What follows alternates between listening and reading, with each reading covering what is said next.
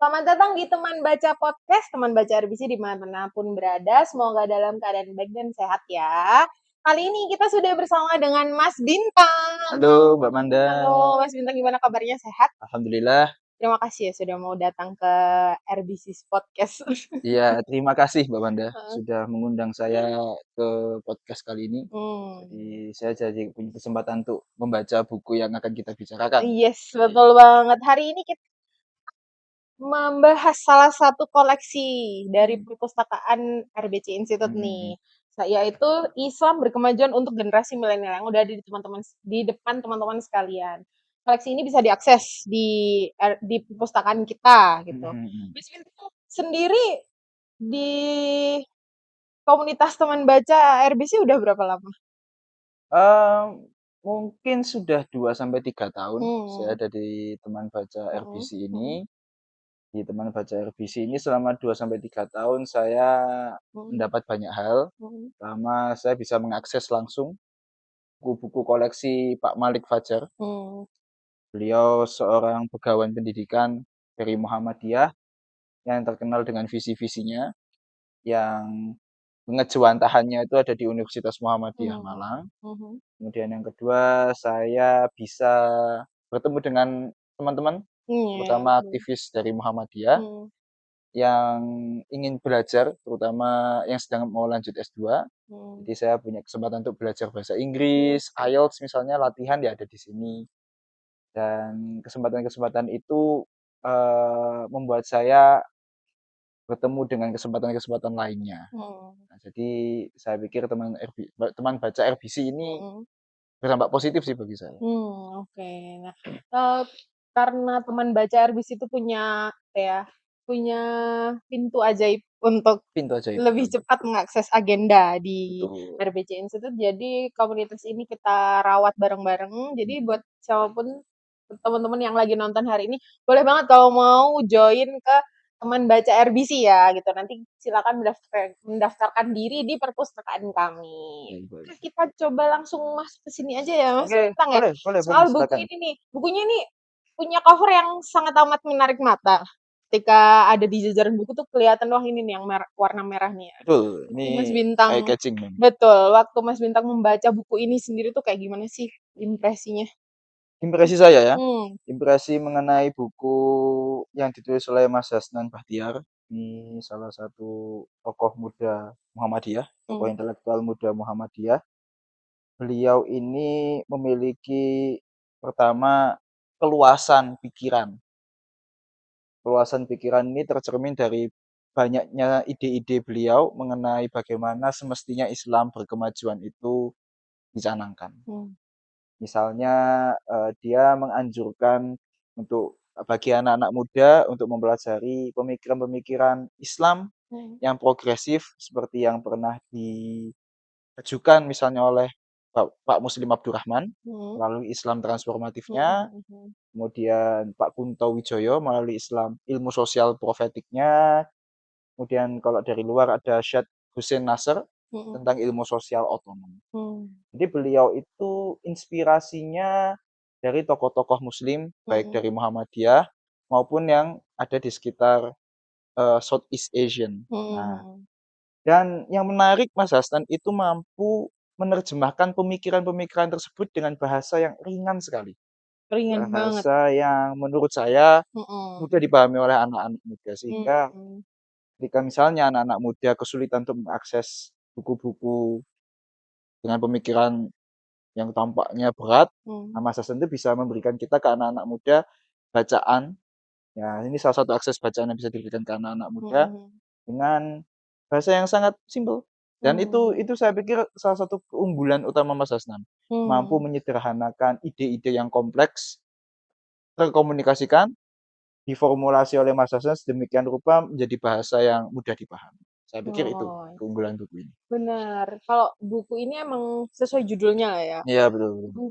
Generasi milenial. Generasi milenial.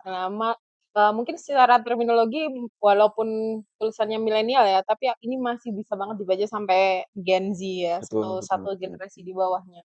Nah, kalau menurut Mas Bintang sendiri nih, dari buku yang sudah dikemas dengan bahasa yang ringan dan sederhana ini tuh eee, kira-kira generasi muda kita ini Mhm. ya, itu udah belum sih memahami Islam dalam konteks berkemajuan itu sendiri? Atau malah kita ini tuh masih sering terjebak gitu dalam pemahaman-pemahaman lama?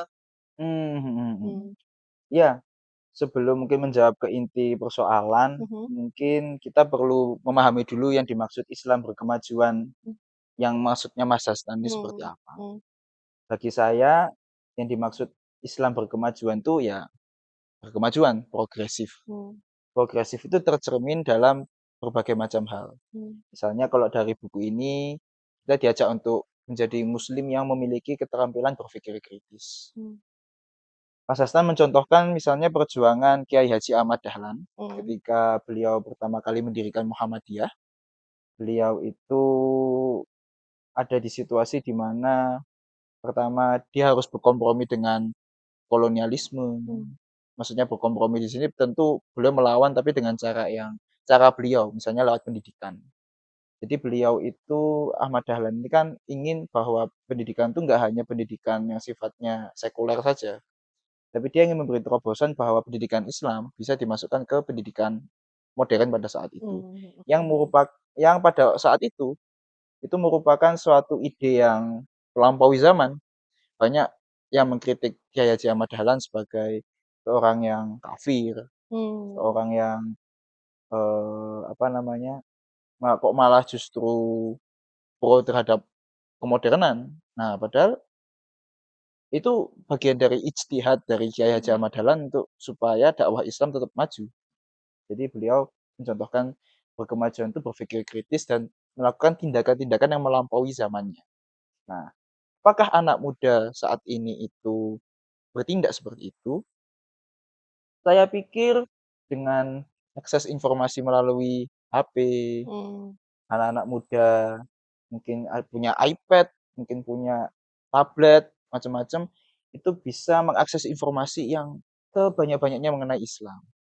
Hanya saja bagi saya mungkin ada dua kelompok besar bagi anak muda saat ini. mhm, Anak-anak muda yang mungkin punya pikiran-pikiran yang diwakilkan oleh pemikiran yang konservatif atau mmm, pemikiran-pemikiran yang dianggap liberal. Kalau misalnya kita menggunakan, seingat saya tesisnya Pak Pradana Boy, mmm, ini juga gurunya Mas Hasnan, di mhm, gurunya anak-anak muda Muhammadiyah itu, kan di Muhammadiyah ada dua kelompok besar kalau nggak salah tesisnya itu. Ada tentang eh, Muhammadiyah yang konservatif, Muhammadiyah yang progresif bahasa beliau. mmm, Nah, saya pikir kalau kita menggunakan kerangka berpikir ini untuk anak-anak muda zaman sekarang, tetap bisa. Jadi ada yang mungkin konservatif, ada yang mungkin ada yang masih progresif.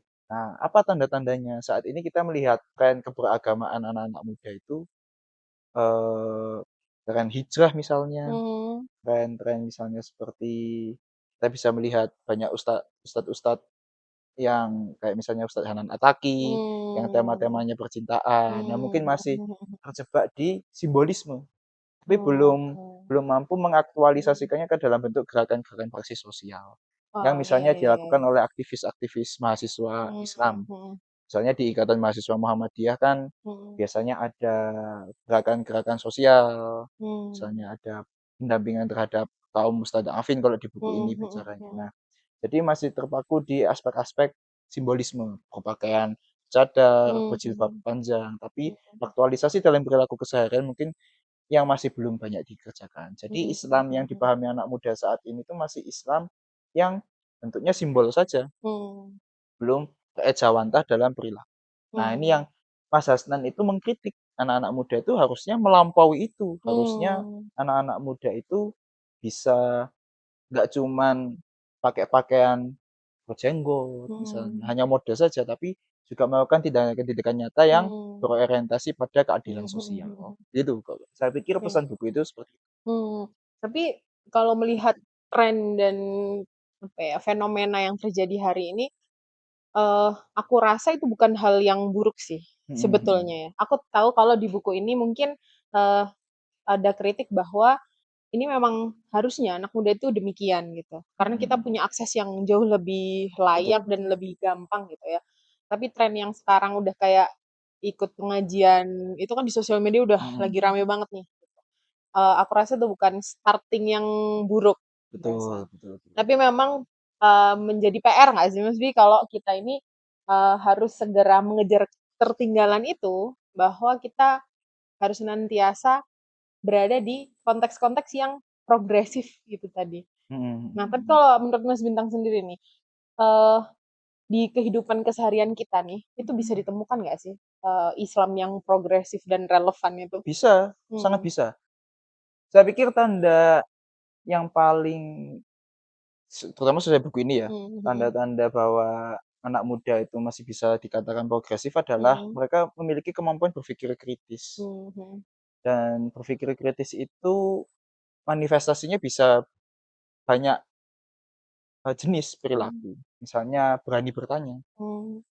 Nah, kadang kita itu dalam beragama itu kesulitan untuk mempertanyakan sesuatu karena takut Hmm. apakah ini dianggap sakral atau tidak. Nah, Hmm.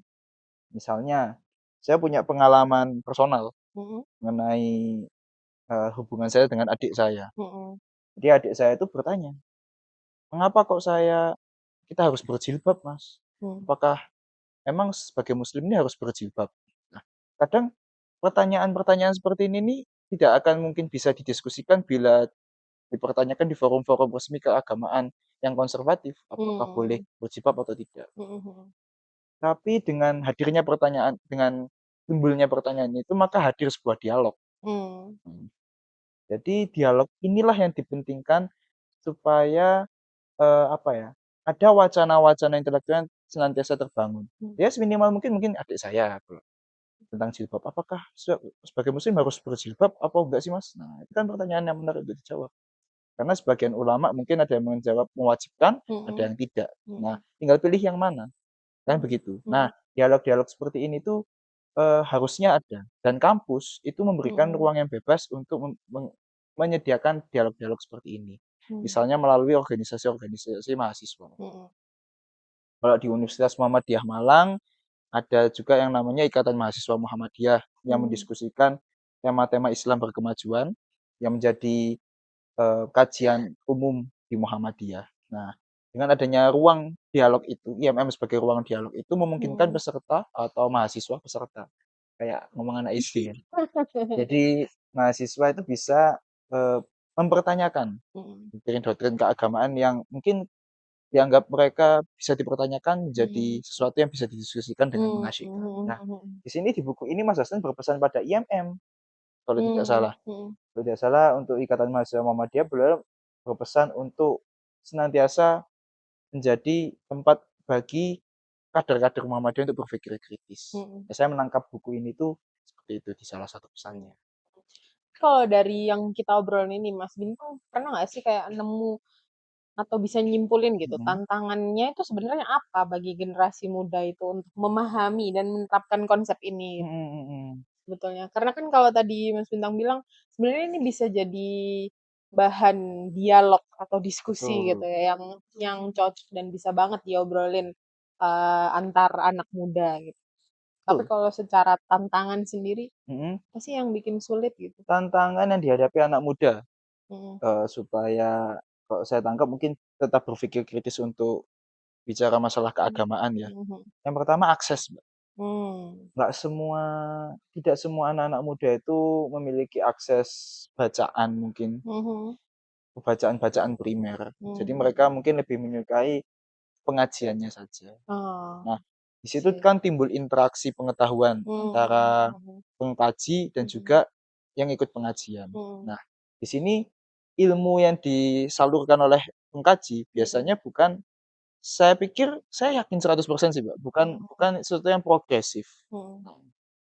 Jadi yang paling pertama, PR paling utama tentang apa yang menjadi kendala itu akses. Mmm. Kita perlu membangun ruang-ruang dialog untuk Mhm. membincangkan isu-isu yang mungkin terlihat sensitif. Mmm. Nah, isu yang mungkin tampaknya, di luar di luar diskursus utama kajian-kajian Islam pada Mmm. umumnya. Mmm. Jujur, saya mengalami kesulitan itu ketika saya mahasiswa dulu. Mmm. Jadi tatkala teman saya itu banyak sekali yang ikut kajian Hanan Attaqi, mungkin Mmm. Khalid Basalamah, Mmm. saya tuh malah Kayaknya saya nggak di kelompok itu. Saya Hmm. merasa nggak bisa saya. Saya Hmm. mungkin punya pandangan-pandangan yang berbeda dengan mereka. Hmm. Ada tidak ya pandangan-pandangan yang mewakili itu? Nah, di situ perlu pencarian. Nah, di sini keterampilan untuk apa ya, mengkurasi pilihan-pilihan bacaan yang ada di internet itu menjadi penting. Nah, Hmm. saya akhirnya bertemu dengan banyak pemikir-pemikir progresif, misalnya mulai dari Muslim Abdurrahman yang Hmm. kemudian menggagas JIM, Jaringan Hmm. Intelektual Muda Muhammadiyah, Hmm. kemudian ada Pak Kunto Wijoyo tentang Islam sebagai ilmu, paradigma Islam, Hmm. dan baca buku-buku. Sehingga yang terbaru juga bacaan-bacaan buku-buku yang saya baca adalah buku-buku misalnya seperti Mun'im Siri. Mun'im Siri itu salah satu tokoh Islam yang lumayan keren menurut saya karena pemikiran-pemikirannya out of the box, Hmm. pemikiran-pemikirannya sangat progresif. Nah, Hmm. itu yang saya butuhkan. Jadi Hmm. akses. Nah, Hmm. tidak semua orang memiliki akses untuk itu. Maksud saya, bukunya memang sudah ada, tapi untuk Hmm. orang mengetahui bukunya Pak Mun'im Siri itu kan nggak Hmm. semua orang tahu. Jadi perlu agen-agen. Nah, agen-agen itu apa? Bisa jadi seperti organisasi-organisasi aktivisme Islam, mahasiswa Hmm. Islam. Kalau dalam Muhammadiyah adalah Ikatan Mahasiswa Muhammadiyah yang bisa mempopulerkan pemikir-pemikir Muslim yang kontemporer saat ini. Hmm. Jadi menghadirkan akses, kemudian menghadirkan bacaan-bacaan yang Hmm. reliable dengan kebutuhan persyarikatan Muhammadiyah menjadi penting. Dan yang paling penting adalah kemampuan untuk bertanya. Hmm. Nah, seringkali kita itu ya, punya judgement tersendiri terhadap suatu Oh, pertanyaan. betul betul. Nah, menghadirkan ruang dialog itu tidak mudah. Hmm. Jadi harus ada ruang yang dimana kita itu tanpa merasa perlu dijudge, bisa Hmm. bertanya dengan bebas. Hmm. Jadi mendemokratisasikan ruang-ruang itu untuk menjadi tempat diskusi yang nyaman, itu perlu juga. Karena kadang kita, "Loh kamu kok mikir kayak gitu sih? Harusnya nggak kayak gitu, harusnya nggak Hmm. kepikiran kalau kayak gitu-gitu itu." Nah, Hmm. tapi kalau kita kemudian berdiskusi misalnya, Hmm. menantang asumsi-asumsi pertanyaan dia, kita menginterogasi apa sebetulnya yang dia pikirkan, kita coba memformulasikan pengetahuan melalui interaksi yang Hmm. kita bangun, maka saya pikir itu menjadi hal-hal yang bisa membangun kemampuan berpikir kritis anak muda Hmm. sehingga bisa berislam progresif. Nah, saya pikir Hmm. kendalanya di situ, Mbak. Oh, I see, I see. Jadi emang apapun situasi yang Mhm. menuntut kita untuk belajar dan mencari tahu Mhm. itu, akses itu akan menjadi salah satu Iya, syarat penting betul betul ya. betul. Jadi yang paling penting adalah agen tadi, yang saya Mhm, sebut mhm, agen tadi mhm. itu mampu menjadi tempat belajar. Hmm. Karena kalau kita mau belajar, bisa kok jadi apa aja. Mhm, betul Kita mau betul. ini di sini salah satunya adalah eh, di tulisan Mas Das nanti yang Mhm. mengkritik modernitas Mhm, misalnya. mhm. Manusia bisa belajar teknologi, belajar apa, tapi kalau misalnya nggak punya iman, akhirnya kan disalahgunakan menjadi Hmm, hal-hal yang sifatnya kriminal. betul Sebenarnya kalau betul. kita mau belajar, kita bisa jadi apa aja. Nah, ruang-ruang ini yang membuat kita itu belajar untuk menjadi seorang muslim yang progresif, Hmm, nah harus ada. Nah, mhm, saya pikir lokus yang tepat, mhm, agen yang tepat untuk ini ya salah satunya Ikatan Mahasiswa hmm, Muhammadiyah. Kalau untuk pelajar di sini Mas Hasan menulisnya Ikatan Pelajar Muhammadiyah. hmm, Nah, saya pikir itu yang perlu dimanfaatkan hmm. oleh anak-anak muda saat ini. Oh, oh, oke oke. Terus kalau ini Mas, karena tadi kita udah bahas akses yang eee, menjadi kendala, tapi kan Mhm, sekarang ini udah banyak banget fasilitas digital gitu ya. betul. Nah, terus seputar agama pun itu juga mudah diakses sebetulnya. Mhm, Tapi masalahnya adalah soal, validitas ya, kayak, mhm. ya bisa diakses tapi banyak banget yang bias. Nah, kalau dari Mas Bintang sendiri nih, itu ada cara nggak sih supaya kita bisa menghindari hal tersebut gitu? Mhm Karena kan mhm. nggak bagus kan, nggak Betul akan betul betul. menjadi sesuatu yang berakhir sangat buruk apabila kita mengakses sesuatu yang salah terus nggak ngerti ini sudah valid atau belum, sudah benar atau belum. Betul betul betul. Pertanyaan yang menarik, Mbak Manda. Mhm, Saya pikir teknologi itu yang paling penting adalah orang di belakang pengguna teknologi itu. mmm, Jadi yang paling penting itu Jadi teknologi itu adalah senjata. Mm-mm. Yang paling penting itu orang yang menggunakan senjata. Nah, iya. Kalau misalnya kita bergantung pada algoritma Mm. yang ada di internet, Mm-mm. itu kita akan berdasarkan yang kita sukai. Mm. Tapi kalau kita misalnya berani memaparkan diri terhadap ide-ide yang mungkin berlawanan dengan diri kita bisa Mm-mm. bisa belajar banyak hal Mm-mm. yang terdiri dari berbagai macam spektrum pemikiran. Nah, jadi sebetulnya tergantung individunya, tergantung individu yang menggunakan alat yang bernama internet itu, main Mm-mm. behind the gun-nya. Mm. Kita ada ChatGPT, kita Mm-mm. ada Google, tapi kalau kita nggak punya ide atas apa yang ingin kita cari, Mm. ya akan ngawur-ngawuran. Nggak Hasilnya ya kemana-mana juga akan ya. kemana-mana. Mm. Jadi saya merasa di titik ini membaca buku adalah pilihan yang mau tidak mau dilakukan. Mm. Membaca ini mungkin tidak hanya buku, mungkin Mm. majalah. Mm. Nah, seperti misalnya saya menjadi teman baca di RBC, Mm. saya kan mendapat akses bacaan yang mungkin nggak semua orang mau membacanya. Tapi Mm. akhirnya saya berkenalan dengan sebuah pemikiran, misalnya Mm. di sini saya pernah ketemu majalah Prisma, Mm. terus ada majalah Ulumul Quran Mm. yang kalau nggak salah Pak Dawam Raharjo. Nah, saya itu ketemu tuh Dawam Raharjo misalnya, ketemu pemikir-pemikir seperti itu. Sehingga saya ketika mau googling lebih lanjut, Mm. seperti apa ya Dawam Raharjo, Mm. tinggal mencari pemikiran-pemikiran. Mm. Jadi tetap mencari ke sumber-sumber kepustakaan yang reliable itu penting sebelum kita Mm. menggunakan teknologi. Betul, betul, betul, Saya betul pikir itu itu. gunanya perpustakaan, Mbak, Nah, akhirnya. iya, makanya Itu kan dia. diadain ini ya, perpustakaan RI supaya bisa dikunjungin sama Tapi pembaca. memang tidak semua anak muda mungkin saat ini, ya itu lagi-lagi tantangannya Hmm, adalah mungkin mau iya, iya. Mm, menyempatkan dirinya ke perpustakaan sekedar mm, membaca karena mm, merasa di internet sudah ada. Nah, itu mungkin mm, kekeliruan bagi saya.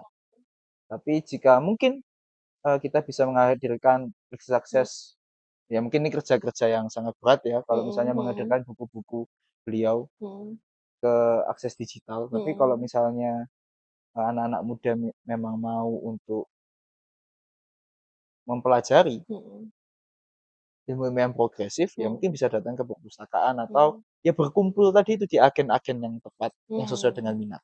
Nah, mm. seperti itu ya. Sedang dalam proses by the way, Mas Vin. Jadi Oke, di oke. RBC Institut Amalik Fajar ini kita juga sedang mendigitalisasikan pemikiran-pemikiran beliau. Buku-buku yang cetakan lama itu sudah kita ekstraksi dan sedang dalam proses untuk Wah, keren itu. pencetakan ulang. Nah, itu Gitu. salah satu yang bisa dilakukan. Betul, betul. Menarik itu. Nah, eee, kalau kembali lagi ke buku ini ya, Mas Bintang ya, kalau Islam berkemajuan itu sebenarnya konsepnya ini kan bukan sesuatu yang baru nggak sih? Mhm, mhm, Hanya aja mungkin karena pengaruh sosial media mhm, atau kemudahan akses berkoneksi gitu ya mhm, dengan orang yang ada di bumi ini gitu, mhm, eee, banyak yang mengklaim bahwa konsep Islam berkemajuan itu dekat gitu dengan nilai-nilai barat atau bahkan nggak jarang dianggap sebagai liberal gitu. mhm, mhm. Dianggap, "Oh, Islam berkemajuan itu konsepnya sangat amat terlalu bebas dan tidak terkontrol," dan Iya, sebagainya iya, gitu kan iya, ya. iya, iya, betul, Nah, betul. kalau dari yang kita baca dari buku ini tuh klaim semacam itu tuh kayak gimana sih pandangannya? Oh, iya. Hmm. Kalau ditanya apakah Islam berkemajuan itu diklaim mungkin dekat dengan pemikiran Barat atau tidak, Hmm. saya itu teringat ucapannya Buya Syafi'i Ma'arif. Mhm. Barat dan Timur itu milik Allah. Betul, betul, Barat betul. dan Timur itu milik Allah. Hmm. Dan kebenaran Allah itu nggak cuma milik Barat. Hmm. Semua tempat itu adalah kita bisa mencari kebenaran di semua Hmm. tempat. Hmm. Saya pikir sudah tidak relevan bicara Hmm. Barat, Timur, Hmm. gitu itu Hmm. sudah tidak Hmm. relevan. Hmm. Tapi saya pikir yang paling penting adalah modus berpikir yang ada di ala Barat mungkin bisa kita kritik. Hmm. Hmm. Misalnya ada dekolonisasi pengetahuan, masa sih Hmm. Indonesia dengan negara kepulauan terbesar di Hmm. dunia, dengan penduduk muslim terbesar di dunia, tidak mampu mengkonstruksi pengetahuan Islam Hmm. yang sesuai dengan konteks dirinya sendiri. Hmm. Nah, itu kritik-kritik yang akhirnya muncul. Hmm. Jadi dengan Barat kita bisa belajar, kita juga bisa mengkritik Barat Hmm. dan juga mencari konteks-konteks yang bisa kita angkat. Nah, makanya dalam buku ini Mas Hasnan tuh me meng-highlight pemikiran yang dikenalkan oleh Syed Hussein Alatas. Kalau nggak salah Syed Hussein Alatas itu masih bersaudara dengan Syed Naqib Alatas dari Malaysia. Nah, beliau itu mengajukan argumentasi ilmu sosial otonom. Nah, yang mau tahu baca bukunya. Oke. Tapi Karena intinya ilmu sosial otonom itu berbicara bahwa masa masa sih ilmu sosial itu kita harus dengan barat terus? Masa sih kita harus pakai kerangka barat untuk mencari identitas diri kita sendiri? Nggak bisa tak kita itu pakai identitas apa? Kita mencari pengetahuan dari diri kita sendiri aja pakai cara kita.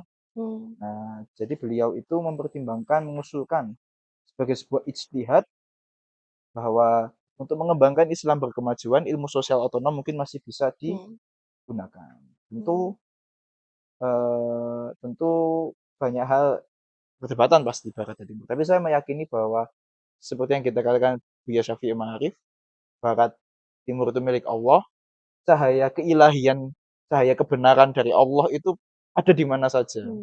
Jadi ya kita harus menyerap dari mana saja. Dan saat ini mau tidak mau diakui atau tidak, memang barat puncak peradabannya sekarang ada di barat, dan kita memang mungkin bisa menimba ilmu dari sana, sebenarnya mungkin mengkritik apa hegemoni pengetahuan dari barat itu seperti apa. Itu urusan lain, tapi bagi saya kebenaran ada di mana. Iya. Lagi pula saya juga kurang setuju dengan statement yang bilang kalau agak ke barat-baratan atau kayak gimana gitu ya. Karena saya ngerasa ilmu itu ya siapa aja boleh akses dan siapapun bisa mencetuskan hal itu gitu. Jadi selama itu masih bisa dipelajarin ya pelajarin saja. Nah, ini seperti yang ditulis sama di bukunya Mas Hasnan, bahwa sementara itu hal yang lebih buruk adalah melahirkan tren akademik yang mengafirmasi nativisme, chauvinisme kultural, dan Islamisme. Semua ini terjadi sejak terdapat sebagian saja yang memiliki tendensi untuk menciptakan ilmu pengetahuan yang berbasis pada tradisinya sendiri dan menolak segala hal yang datang dari tradisi lainnya, terutama Barat. Kan itu jadi jelek. Akhirnya kita kan menegasikan satu kelompok hanya karena identitas kultural kita. Padahal kebenaran itu di mana-mana. Nah, harusnya bisa tuh. Nah, terjadi. Seperti itu, Mbak. Kalau diulik terus nih, buku ini kan cukup tebal ya. Tebal banget, Mbak. Tebal banget dan apa ya, versatile gitu kalau menurut saya. Dia dari awal halaman sampai akhir halaman, bahkan ada part bagian yang di satu tema tertentu dia cuman satu lembar aja ya tulisannya, tapi itu juga udah membahas sesuatu yang menarik gitu. Dari buku ini sendiri Mas Bintang, kalau saya suka banget karena ada tulisan yang mengulas mengenai pandangan Islam di mata orang asing. Islam Indonesia ya, Islam Indonesia di mata orang asing. Karena sebagai negara dengan mayoritas Muslim terbesar di dunia, jadi sebenarnya kita semua mata itu tertuju kepada kita, dan di dalam tulisan ini tuh dibahas gimana orang-orang asing melihat Muhammadiyah, melihat agama Islam yang berkembang di Indonesia itu sendiri. Jadi sangat amat menarik buat dibaca, bahasan yang seberat itu tapi dikemas dengan bahasa-bahasa yang ringan dan mudah dimengerti bagi anak muda khususnya. Nah, kalau Mas Bintang sendiri nih kalau dari buku ini ada nggak sih bagian yang paling relevan buat anak muda bagi Mas Bintang? Paling relevan ya. Paling relevan itu ada, dia berbicara tentang ciri-ciri generasi muda, anak-anak muda yang Islam berkemajuan. Yang mungkin inti pemikirannya Mas Hasan itu sebetulnya terletak pada bagaimana kita mampu menerima bahwa perbedaan itu hal yang pasti terjadi. Ya, masing-masing dari diri kita tuh pasti terdapat perbedaan. Saya dan Mbak Manda pasti punya perbedaan pandangan mengenai bagaimana Islam harusnya bekerja. Pasti seperti itu. Dan konsekuensi logisnya kalau terdapat perbedaan, pasti nanti akan ada konflik-konflik. Nah, kita mungkin akan berkonflik, Mbak Manda. Kita mungkin akan berdebat, akan berantem ide.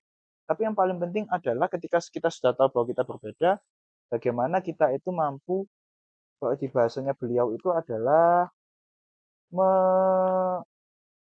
me- bisa berdamai dengan semua itu, bisa membangun toleransi pemikiran atas semua perbedaan yang terjadi. Itu yang paling penting. Sehingga kita bisa menunjukkan keteladanan sebagai seorang muslim.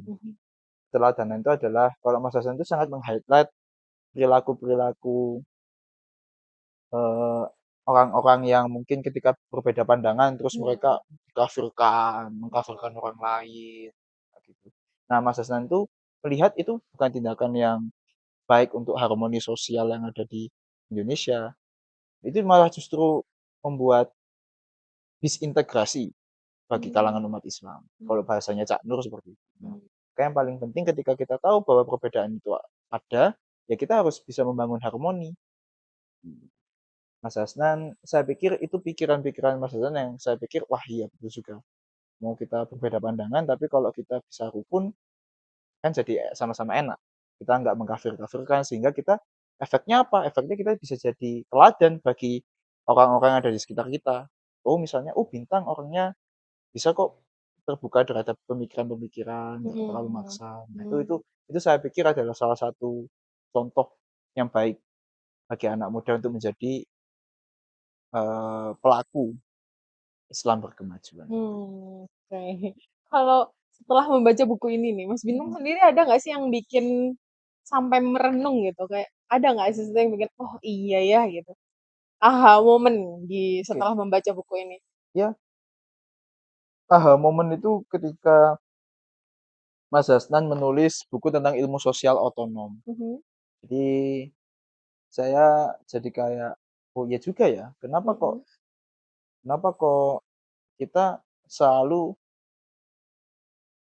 selalu ke apa, selalu berpikir ala barat. Meskipun ya kembali ke saya yang omong tadi, barat dan timur kan milik Allah. Tapi apakah ada cara untuk mengetahui diri kita sendiri menggunakan cara kita?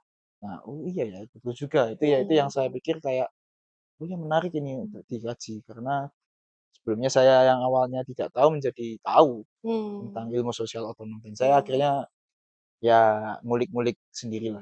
Oke. Jadi bukunya highly recommended ya? Bukunya sangat-sangat bisa diandalkan untuk anak muda yang ingin belajar Islam berkemajuan, yang ingin mungkin mencari tahu, ini bisa jadi gerbang pintu utama bagi anak-anak muda yang ingin mengetahui pemikiran-pemikiran kritis, pemikir-pemikir Islam yang kritis itu seperti apa, itu bisa jadi buku utama sebelum menekuni tulisan-tulisan yang lain. Saya pikir Betul banget. Dan bukunya sangat amat bisa diakses di perpustakaan Rumah Baca Cerdas itu. Institut Amalik Fajar. Jadi itu udah banyak banget sih yang kita bahas ya Mas Betul, Bintang betul, mengenai betul, buku betul, betul. ini. Jadi buat teman-teman teman baca RWC dimanapun berada nih, kalau semisal mau membaca buku ini ada banget di perpustakaan kita, atau mungkin dicari di toko buku favorit kamu untuk bisa mengakses buku ini juga dibeli gitu ya. Makasih banyak Mas Bintang Ya, sudah mau sama-sama. mengulik buku ini Ya, sama saya. betul. Terima kasih juga teman baca RBC sudah menikmati podcast ini. Jangan lupa subscribe dan follow seluruh akun sosial media RBC Institute. Dan jangan lupa nikmatin kopi kita juga di RBC Smart Coffee. Selamat menjalankan ibadah puasa. Terima kasih banyak. Sampai jumpa di episode selanjutnya. Terima kasih.